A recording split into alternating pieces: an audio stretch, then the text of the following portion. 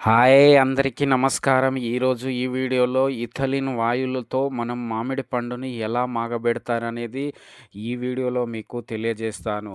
So, మనము మామిడి పండుని జనరల్‌గా హార్వెస్టింగ్ చేసి పచ్చి ఉన్నప్పుడు కాయని హార్వెస్టింగ్ చేస్తారు.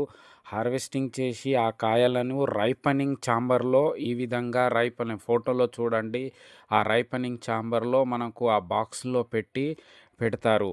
ఆ విధంగా పెట్టి రైపనింగ్ ఛాంబర్‌లో 100-150 పీపీఎం ఇథిలిన్ వాయువులను ప్రవేశపెట్టి, అలా మనకు 12-24 గంటలు ఆ ఛాంబర్ తలుపు తెరవకుండా, ఆ ఛాంబర్ చుట్టుపక్కల ఉన్నటువంటి తలుపు తెరవకుండా ఉంచవలెను. ఆ తర్వాత మనకు ఆ విధంగా ఉంచినట్లయితే 4-5 రోజుల లోపల ఆ పండు అనేది మాగుతుందనమాట.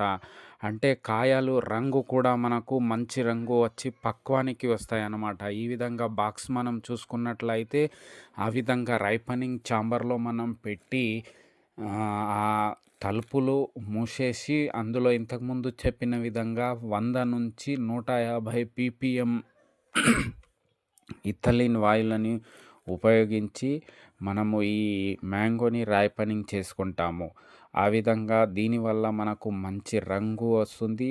ఆ తర్వాత మనకు 4-5 రోజుల లోపల పూర్తిగా కాయ అనేది పక్వానికి వస్తుంది. సో, ఇలా మనము ఇథిలిన్ వాయువుని ఉపయోగించి ఈ విధంగా బాక్స్‌లో ఉన్నటువంటి కాయ ఆ విధంగా మనము రంగు వస్తుంది. ఈ విధంగా రంగు వచ్చి మనము కాయ అనేది పక్వానికి 4-5 రోజుల లోపల పక్వానికి వస్తుంది.